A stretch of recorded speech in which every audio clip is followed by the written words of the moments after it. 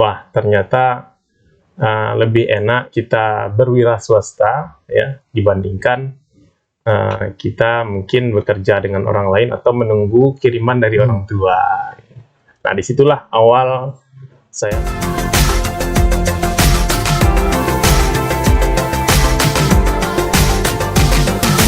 Selamat datang di podcast Very Nice. Assalamualaikum warahmatullahi wabarakatuh. Jumpa kembali di Very Nice episode yang ke-14. Dan tamu hari ini mungkin sebagian masyarakat Kota Sungai Penuh dan Kabupaten Kerinci mungkin udah cukup mengenali beliau ya. Beliau ini cukup panjang perjalanan bisnisnya. Dari saya mengenal beliau ini bisnisnya dulu pakaian ini ya, perlengkapan bayi ya. perlengkapan baby, dan sekarang sudah berkembang dan beliau sudah memiliki beberapa usaha lain. Nah, ini menarik untuk kita gali apa saja usaha-usaha beliau dan apa saja yang menjadi pertimbangan beliau untuk mengembangkan usahanya selama ini. Kita langsung saja dengan saudara kita Doni Septia Yanzona. Ya, bisa langsung disapa teman-teman UMKM Sungai Penuh dan Kerinci. Assalamualaikum warahmatullahi wabarakatuh. Perkenalkan, nama saya Doni Septia Yanzona. Biasa orang memanggil atau teman-teman memanggil Haji Doni. Selamat siang kepada seluruh pemirsa atau teman-teman dimanapun berada.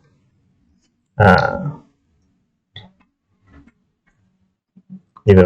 Oke, langsung saja ya, kita obrol-obrol santai di siang hari ini. Cuacanya agak mendung dan kalau ada kopi ini boleh disiapkan untuk menambah suasana, menambah ini semakin hangat. Oke, langsung saja saudara kita Doni, langsung kita apa yang menjadikan saudara Doni dulu nih memulai usaha nih, apa yang menjadi pertimbangannya gitu. Yang saya tahu dulu kuliah di UIN Imam Bonjol Padang. Ya. Jurusan? Saya jurusan Ekonomi Islam. Wah. Biasanya nih kan kalau udah sarjana nih banyak yang pikirannya udah bekerja PNS kerja di bank dan yang lain-lain gitu. Apa nih pertimbangannya kok memutuskan? Jadi waktu itu langsung usaha. Dia ada ceritanya. Ada ceritanya. Oke. Kita dengarkan ceritanya. Gitu. Boleh, silakan. Jadi, semasa kuliah dulu, saya kuliah di Universitas Islam Negeri Imam Bonjol Padang ya. Nah, ketika itu semasa kuliah dulu ya, namanya anak kuliah tentu kiriman dari orang tua tentu pas-pasan ya, baik itu biaya kuliah atau belanja sehari-hari ya, tentu mengharapnya seperti gaji bulanan ya. Jadi saya berpikir kalau begini ya, tentu kita tidak bisa melakukan hal-hal yang lain. Contoh, kita mau misalnya les, misalnya seperti ngambil les atau ingin menambah keilmuan, tentu pada waktu itu mungkin berbayar gitu kan. Nah, jadi supaya bisa mendapatkan uang ya, jadi terpikir saya bagaimana kalau kita atau diri sendiri berjualan. Nah, gitu kan, berjualan. Tapi tidak tahu yang pertama sekali apa yang akan dijual gitu kan. Jadi saya lihat-lihat di kampus itu ada ekstrakurikuler ya. Ada yang ambil olahraga, ada yang musik, ada kewirausahaan gitu kan. Nah, jadi dari kewirausahaan ini saya tertarik ya, sambil untuk mungkin bisa menambah uang saku pada waktu kuliah dulu kan. Saya ambil, kemudian bertemulah dengan kawan-kawan yang sudah lama atau berjualan juga ya. Ada yang waktu itu ada yang jualan boneka, ada yang jualan pulsa gitu kan. Nah, saya tertarik, saya ingin digabungkan ke komunitas ini gitu kan. Nah, akhirnya pada waktu itu ada acara di kampus gitu kan. Acara di kampus itu yaitu acara wisuda sekaligus bagi yang ingin membuka stand gitu kan. Bagi yang ingin membuka stand maka boleh. Jadi saya bingung pada waktu itu karena uang dari kampung pas-pasan gitu kan, modal tidak ada gitu kan. Akhirnya saya cari channel gitu kan. Nah, cari channel, akhirnya dapat teman saya yang kebetulan waktu itu menjual boneka, ya boneka impor gitu kan. Boneka impor, saya coba lobby bagaimana kalau kita bawa boneka ini ke kampus saya. Nah, kebetulan orang pas wisuda gitu kan. Akhirnya pada itu beliau setuju, baik nanti dihitung saja berapa berapa lakunya, nanti store saja, saya sistem kepercayaan saja gitu kan. Ini peluang bagi saya kan, peluang. Akhirnya saya bawa boneka tersebut ke kampus, alhamdulillah habis pada waktu itu. Ya, saya catat pembukuannya pada waktu itu, karena boneka itu adalah boneka, bukan boneka baru, boneka impor ya, istilahnya second hand. Dan akhir pada waktu itu alhamdulillah habis. Kami dapat nisbah bagi hasil namanya sekarang kan kalau di ekonomi Islam gitu kan, nisbah bagi hasil keuntungan. Nah, dari situ wah ternyata lebih enak kita berwira swasta ya dibandingkan kita mungkin bekerja dengan orang lain atau menunggu kiriman dari orang tua. Nah, disitulah awal saya berinisiatif, pokoknya tamat dari kuliah ini saya selesaikan kuliah sebagai tanggung jawab mungkin kepada keluarga juga, karena sudah membiayai kuliah pada waktu itu. Kemudian saya akan berwirausaha. Nah, begitu dari awal sebenarnya. Awal saya berwirausaha, lebih asik berwirausaha, dan hampir tamat pun saya masih berjualan. Ya, saya cari teman-teman di luar kampus, ada pokoknya apa saja saya jualkan. Nah, apa saja saya jualkan. Karena waktu itu ada yang padahal ini bukan dari bidang saya, bidang waktu itu punya teman anak farmasi. Mereka waktu itu kan anak farmasi butuh kamus-kamus kamus-kamus untuk obat-obatan gitu kan. Nah, ada MIMS kalau nggak salah, MIMS namanya. Nah, mereka butuh buku itu.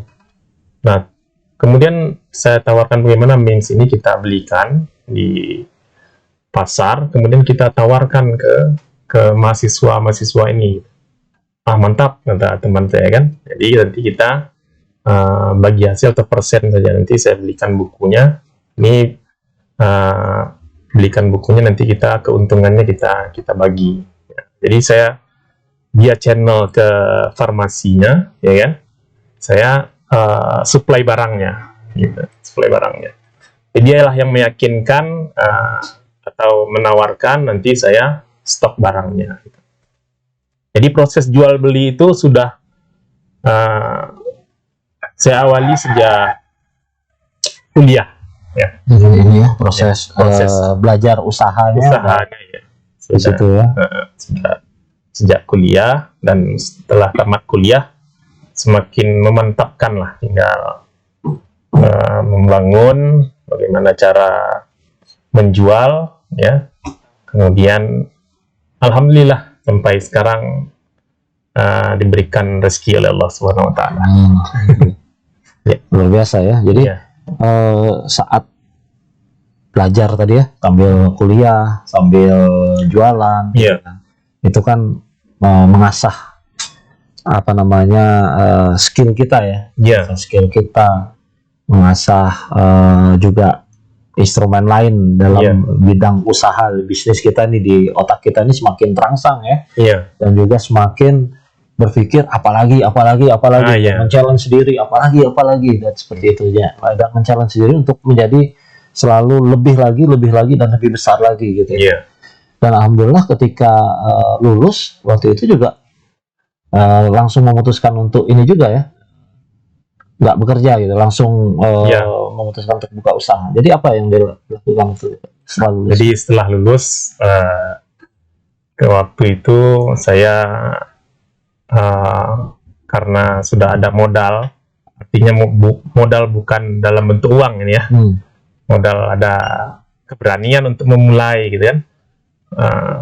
Kemudian saya Modal ilmu juga ya. ilmu, keberanian, ilmu, kemudian saya putuskan itu pertama nikah dulu. Ya. Jadi menikah setelah lulus, langsung nikah di umur, karena saya baca referensi. Nah ini kalau menurut Rasulullah kan umur 25 nikah. Ya, waktu itu saya umur 25 nikah gitu kan. Nikah supaya lebih ada yang menemani gitu kan, untuk berusaha gitu ya. Akhirnya kembali ke sini, karena saya juga dilahirkan di Sungai Penuh, ya kembali ke Sungai Penuh, ada istri. Kemudian apa yang akan kita lakukan dengan istri, ya kita usaha saja, gitu kan, usaha, karena sudah ada pengalaman juga ketika di kuliah dulu. Karena kalau saya lihat kawan-kawan masih sibuk dengan cari pekerjaan, ya, ada yang merantau, ya, ada yang masih menunggu lowongan kerja, gitu kan. Iya. Tapi saya tidak ambil itu, ya, karena saya lihat mungkin dari beberapa kawan, ya, masih banyak yang menunggu lowongan. Jadi saya coba untuk berbeda lah dengan orang itu, ya. Lebih enak usaha, kita lebih lebih bebas waktu kita lebih bisa menentukan kapan libur kita, bisa kita tutup usaha kita itu bisa kapan pun, atau kita buka kembali, terserah kita, tidak ada yang mengatur kita gitu kan. Nah, akhirnya dari situlah saya cari-cari usaha. Kebetulan usaha perlengkapan bayi itu dulu sudah dirintis oleh keluarga juga, jadi saya tinggal mengembangkan, ya, mengembangkan saja. Dan alhamdulillah sekarang sudah punya 3 cabang di kota Sungai Penuh, ya, 3 cabang. Kemudian juga ada beberapa usaha yang saya tambah juga, ya, jadi karena yang di toko atau di pasar sudah berjalan juga, ya, sudah berjalan, kemudian saya tambah, dan sekarang masuk ke Biro Perjalanan Umroh dan oleh-oleh perlengkapan ibadah umroh. Gitu. Jadi saya bangun itu, alhamdulillah sampai saat sekarang ini lebih kurang 1.000 orang sudah berangkat dengan travel kita, ya. Sepanjang buka. Wah, luar biasa. Ya. Jadi kok bisa nyantol ke ini travel umroh ini? Ya, itu ada juga ceritanya. Ya, gimana jadi ketika bisnis yang lain sudah berjalan alhamdulillah dengan lancar, ya, saya coba pada waktu itu kebetulan basic kita di UIN, ya, ya. Kawan-kawan juga sering-sering juga ceramah, kawan-kawan yang lain, dan juga ada yang sudah sekolah ke luar negeri, ya kan, ke Madinah gitu kan. Nah, sedangkan saya pengusaha, tentu kalau dengan melalui kuliah saya sudah tamat gitu kan, ya. Kalau mereka bisa ambil beasiswa. Nah, saya coba gimana kalau kita buka biro travel gitu ya, biro travel umroh gitu. Biro travel umroh, kebetulan juga ada teman yang menawarkan gitu kan. Nah, kita gimana kalau di sini kita buka, ya. Sekarang alhamdulillah masyarakat Kerinci dan Sungai Penuh sudah mengenal, ya, brand kita, yaitu AET Travel, PT Penjuru Wisata Negeri gitu kan. Kemudian saya coba awalnya itu dari tempat yang kecil dulu, Hmm. ya, tempat yang kecil, ruko biasa saja, ruko yang mungkin disewa, ya. Kemudian mejanya cuma satu sebesar ini, kayak apa namanya, Loket lah. loket ya. Jadi merek gitu kan. Kemudian setelah itu tentu kita berpikir bagaimana cara agar mendapatkan jemaah, kan gitu. Akhirnya setelah berpikir bagaimana cara mendapatkannya, tentu kita harus mengenalkan diri kepada orang lain, gitu ya. Nah, kita memperkenalkan diri, kemudian promosi, kemudian sosialisasi, ya. Istilahnya kalau sekarang namanya itu marketing, ya, marketing kepada seluruh. Yang pertama, Kalau jemaah ya. ya, keluarga terdekat dulu. Nah, jadi keluarga terdekat disampaikan bahwasanya kita punya biro travel, ya. Kemudian apabila ada yang ingin berniat umroh, maka kita bisa memfasilitasi, gitu ya. Itu awalnya itu masih 6 bulan itu tidak ada jemaah kita. Jadi 6 bulan, wah gimana ini, ya. Saya pikir 6 bulan tidak ada juga jamaah, hampir menutup, ya. Akhirnya di bulan ke-7, saya ingat sekali pada waktu itu bulan ke-7 ada orang yang mendaftar. Ada orang yang mendaftar, kalau nggak salah 7 orang, gitu kan. 7 orang. Nah, kemudian dari 7 orang ini, setelah mereka balik, alhamdulillah mereka puas dengan layanan. Kemudian mereka mengajak orang yang kesekian kalinya, ya, kesekian kalinya. Kemudian mereka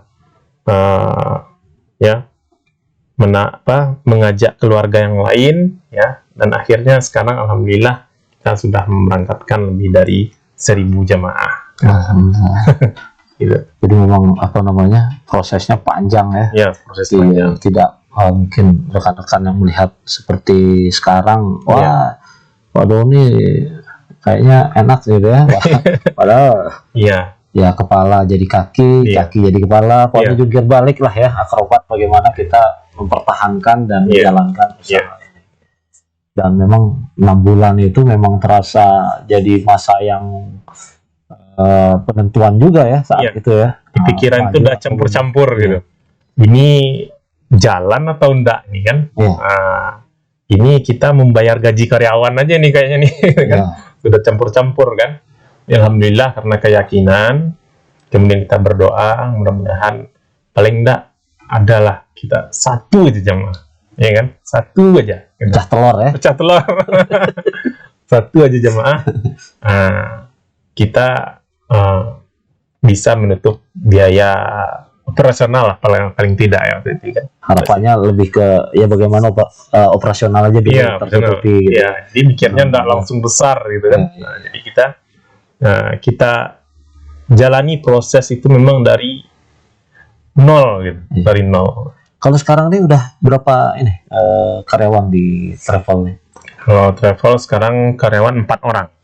Ya. Itu apakah di apa namanya, di kantor aja untuk operasional atau ada tugas marketing juga di situ dari Iya.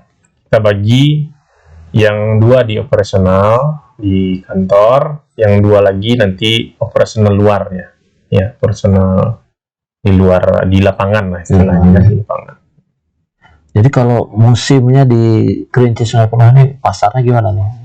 Musiman atau memang bisa sepanjang tahun nih ada terus, atau Iya. gimana kira-kira pasarnya kalau Iya. di Kerinci Sungai Penuh? Kalau pasar untuk Kerinci Sungai Penuh ini, saya rasa sama ya dengan daerah-daerah lain. Iya. Selagi Ka'bah itu dibuka, selagi umat Muslim itu masih ada, maka pasar atau orang yang akan berangkat ke Tanah Suci itu tidak akan pernah sepi. Nah, Kerinduan mereka untuk kembali itu Iya. selalu timbul selalu ya. timbul. Itu. Jadi kita itu peluangnya ketika hari biasa, itu maksudnya kalau sesi umroh, ya, itu ada bulannya, namanya musim umroh. Nah, kita memberangkatkan jemaah umroh. Kalau musim haji, ya, karena haji dikelola oleh pemerintah, kita menjual perlengkapan haji. Nah, jadi ada insya Allah setiap hari itu kegiatan ada terus gitu. Kalau enggak mengurus jemaah umroh, ketika jemaah umroh tidak bisa masuk, artinya karena musim haji, jadi kita promosi untuk menjual perlengkapan ibadah haji. Tuh, jadi. Terus ini apa namanya? Ini kan kalau kita menjual gorengan itu kan ya gorengan ya murah meriah gitu kan. Umroh ini kan termasuk kalau kita kategorikan jasa ya. Jasa ya, dan yang boleh dibilang lumayan mahal lah gitu ya, lumayan mahal. Dan kalau nggak salah persaingan juga lumayan juga ya, dari luar banyak juga travel umroh dan yang lain-lain berseliweran. Kalau kita buka Facebook, buka Instagram, wah itu udah berseliweran tuh iklan-iklannya yang bersponsor dan yang lain-lain gitu. Nah ini ya ada pemain-pemain besarnya juga gitu ya, mungkin dari beberapa dari Jakarta dan yang lain-lain. Nah ini gimana nih tips dan triknya nih gitu ya, tetap bisa eksis dalam persaingan yang luar biasa nih kalau di travel umroh nih, lumayan banyak juga pesaing-pesaingnya gitu. Kalau dari tips dari saya yang alhamdulillah sudah lama berkecimpung di dunia travel, saya ibaratkan seperti ini, Pak Ferry. Jadi kalau kita lihat ke kota-kota besar, kita pernah melihat satu atau dua minimarket yang bersaing dan itu jaraknya dekat-dekat. Iya kan? Jaraknya berhadapan gitu kan. Nah, jadi mereka tidak pernah yang satu tutup, yang satu buka, tapi mereka hidup dua-duanya. Gitu kan? Nah, karena cerita persaingan tadi gitu ya. Nah, jadi kita bisa lihat dari sisi tersebut bahwasanya selagi kita masih bisa menjalankan amanah gitu kan, selagi kita bisa tetap memberangkatkan jemaah umroh, insya Allah orang akan mempercayai kita dan merekomendasikan travel kita kepada, baik itu kepada keluarganya, kerabatnya, ya, atau teman-teman di sekitar kampungnya. Jadi memang betul kata Pak Ferry tadi, bahwasanya sekarang itu pemainnya luar biasa banyaknya, ya. Kita bisa lihat ya di sini di kota Sungai Penuh pun kita sudah bisa lihat banyak sekali travel agent yang bergerak di jasa yang sama gitu kan. Tapi alhamdulillah sampai saat ini kami tetap bisa eksis ya, karena itu tadi yang penting, kita tetap bisa menjaga amanah ya, kepercayaan orang, kemudian kita bisa ada nilai tambah dari mungkin dari biro-biro lain. Jadi mungkin nilai tambah itulah yang kita perkuat nanti. Ya, ada perbedaan kita dengan orang lain. Bagaimana? Apa sih kelebihan kita kalau kita daftar di sini? Apa kelebihan kita? Apa yang bisa jamaah itu dapatkan dibandingkan mendaftar di tempat lain? Nah, itu yang harus kita jaga.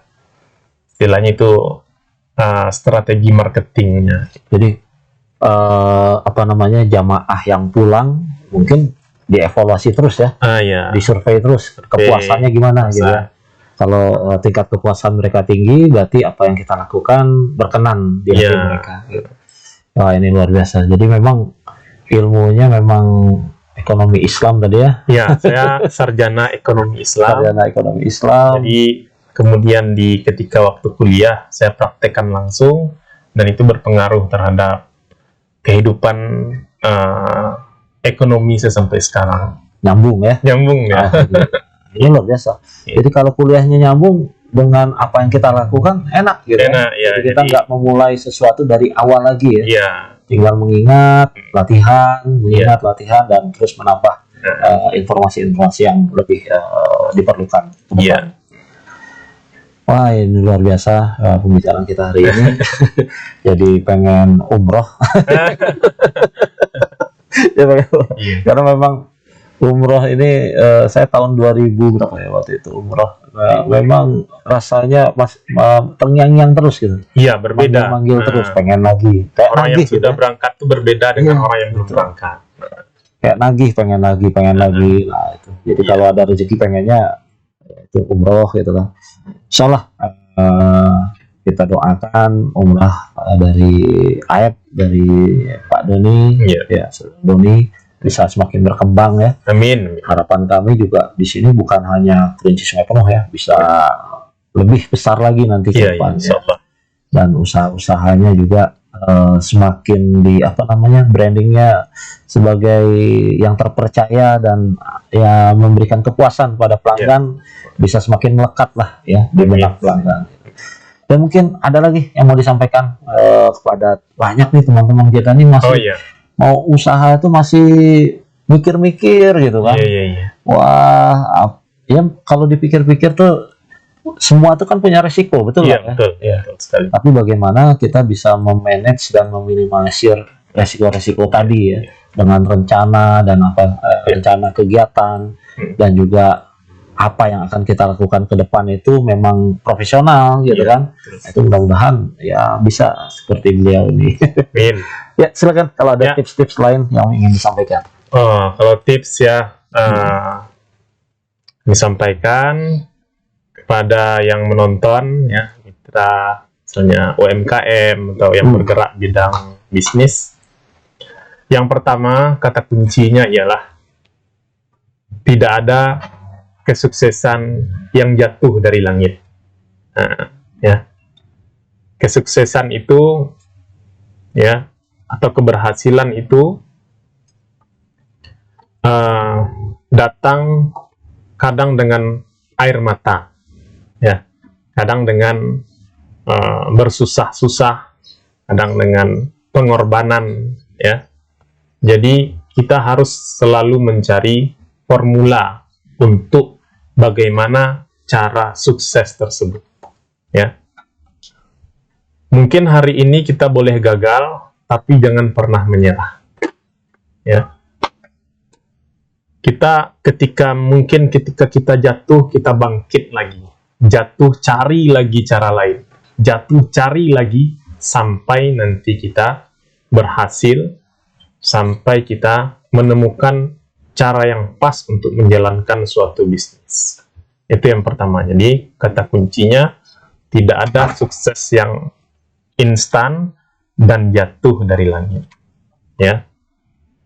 Kemudian, yang kedua, ya, yang saya ingin sampaikan pada kesempatan kali ini, ya, yakinlah rezeki, ya, karena 7 pintu rezeki itu adalah datang dari perniagaan, ya.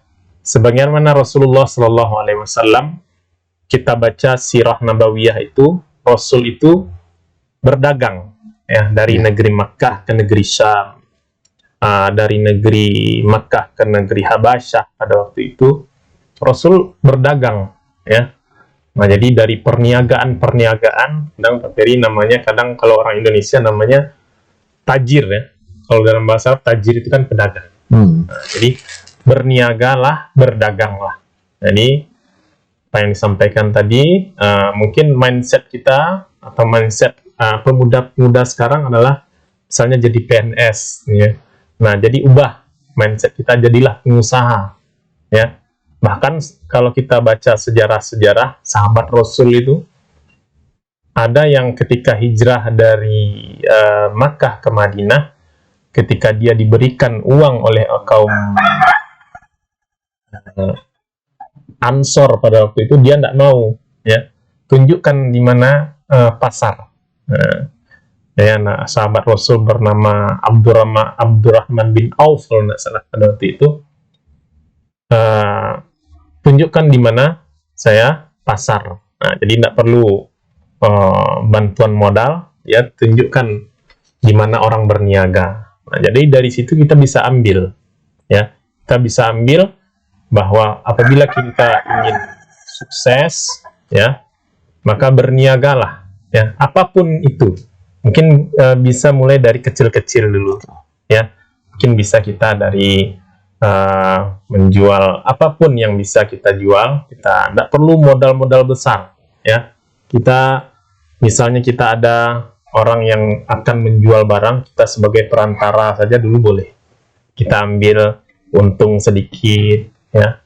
Yang penting lancar. Kemudian nanti setelah itu kita evaluasi bagaimana cara agar barang ini terjual lebih banyak lagi, ya. Kemudian kita bisa mengambil keuntungan, dan itulah yang dianjurkan dalam agama kita, ya, dianjurkan dan dihalalkan kepadamu jual beli dan diharamkan kepadamu riba. Nah, jadi jual beli atau berniaga itu, ya, sudah dilakukan oleh Nabi kita, ya, sejak 1400 tahun yang lalu, dan kita tinggal copy paste saja, ya. Yakinlah dengan berniaga itu kita bisa memperbaiki ekonomi kita mungkin selama kita hidup di dunia ini, dan kita bisa menjadikan amal soleh kita nanti buat bekal kita di akhirat. Luar biasa. Gimana rekan-rekan, masih tidak yakin untuk melakukan sesuatu yang bermanfaat dan berniaga? Kalau masih nggak yakin, bisa nanti kursus langsung dengan beliau nih, ngobrol.